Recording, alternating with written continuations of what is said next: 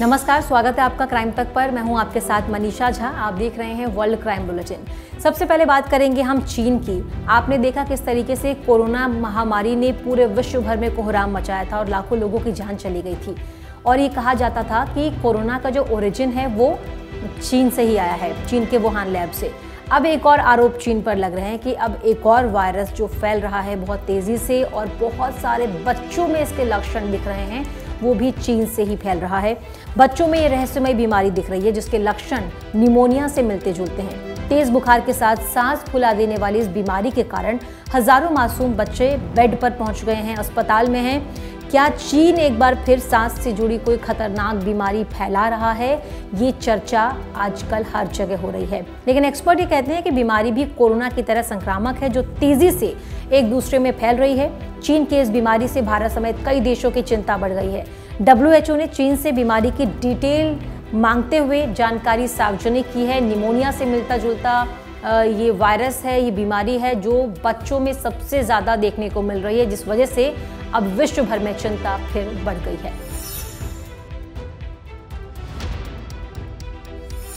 तो ये तो बात थी चाइना की, लेकिन अब हम बात करेंगे ब्रिटेन की, जहां पर स्वाइन फ्लू जो है वो बढ़ता हुआ नजर आ रहा है। स्वाइन फ्लू अक्सर सुअरों में देखने को मिलता है, लेकिन अब इंसान में स्वाइन फ्लू का पहला मामला ब्रिटेन में सामने आया है। और सुअर में मिलने वाला स्वाइन फ्लू के इस स्ट्रेन का इंसान में पाए जाने का ये मामला बेहद डराने वाला है, चौंकाने वाला है। यूके हेल्थ सिक्योरिटी एजेंसी का ये कहना है कि ब्रिटेन में पहली बार किसी इंसान में स्वाइन फ्लू के स्ट्रेन का पता चला है। ये शख्स सांस लेने में दिक्कत की वजह से टेस्ट के लिए आया हुआ था। जांच में शख्स स्वाइन फ्लू के स्ट्रेन H1N2 का पता चला, जिसके बाद उसे एडमिट किया गया, उसका इलाज किया गया। फिलहाल वो ठीक है, लेकिन फिर भी डॉक्टर्स उसकी निगरानी कर रहे हैं। और अब बात कर लेते हैं इजराइल हमास युद्ध की।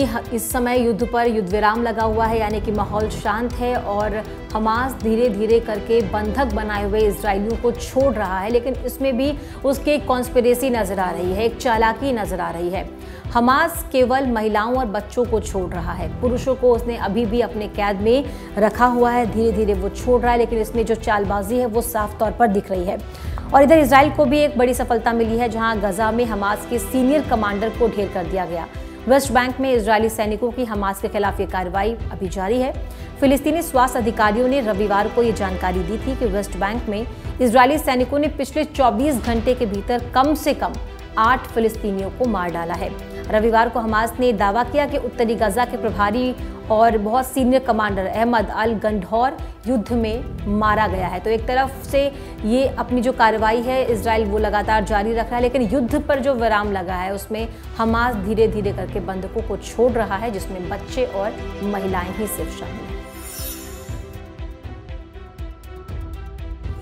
जहां एक तरफ युद्ध पर विराम लगा हुआ है, माहौल थोड़ा शांत हुआ है, इसी बीच एलन मस्क ने गजा पट्टी के पास किबुत्स शहर का दौरा किया। किबुत्स वही शहर है जहां 7 अक्टूबर को म्यूजिक फेस्टिवल पर हमास के आतंकियों ने हमला किया था। अलग अलग तरीकों से पैराग्लाइडिंग से बॉर्डर पार करके बाइक पर आए थे और ले गए यहाँ से लोगों को बंधक बनाकर वहां पहुंचे हैं। एलन मस्क वहां पर दौरा करने के लिए पहुंचे हैं। मस्क के इस दौरे को लेकर नेतन्याहू ने कहा कि उन्होंने मस्क को किबुत्स में हमास के लड़ाकों द्वारा किए गए नरसंहार की भयावहता दिखाई है। और इस दौरान किबुत्स में पीड़ितों के घर भी एलन मस्क गए और वहां पर उनसे बातचीत भी की। और अब बात करेंगे कनाडा की, जहां कनाडा में बौखलाए हुए खालिस्तानियों ने हिंदुओं के धर्मस्थल पर हमला करना शुरू कर दिया। हिंदुओं पर अब वो टूट पड़े हैं। कनाडा के सरे में लक्ष्मी नारायण मंदिर खालिस्तानियों और हिंदुओं के बीच तनाव का केंद्र बना हुआ है। कथित तौर पर यहाँ खालिस्तानी समर्थक हिंदू भक्तों को परेशान कर रहे हैं और इसके बाद वहाँ जो स्थिति है वो परेशानी वाली नजर आ रही है। इसके बाद हिंदुओं ने शांतिपूर्ण तरीके से जवाबी प्रदर्शन शुरू किया। रिपोर्ट्स के मुताबिक हिंदुओं की ओर से जवाबी प्रदर्शन में खालिस्तान समूहों को वहां से जाने पर मजबूर कर दिया, लेकिन मंदिर अधिकारी अभी भी अपनी सुरक्षा के लिए चिंतित है। और चलिए इसी के साथ वर्ल्ड क्राइम बुलेटिन में इतना ही। आप देखते रहिए क्राइम तक।